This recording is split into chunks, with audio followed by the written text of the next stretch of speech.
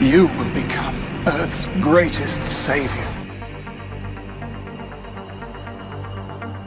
You ever dance with the devil in the pale moonlight?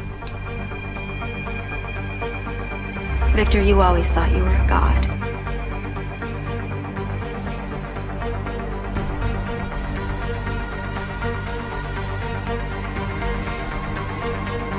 Lex, you're not a god. Gods are selfish beings who fly around in little red capes and don't share their power with mankind. If you can make God bleed, people will cease to believe in him.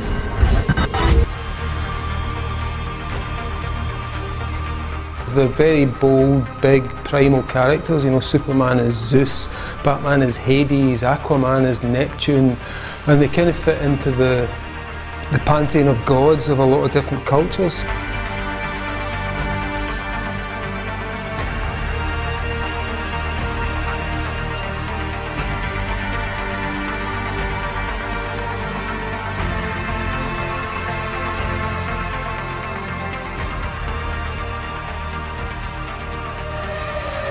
The Book of Ra.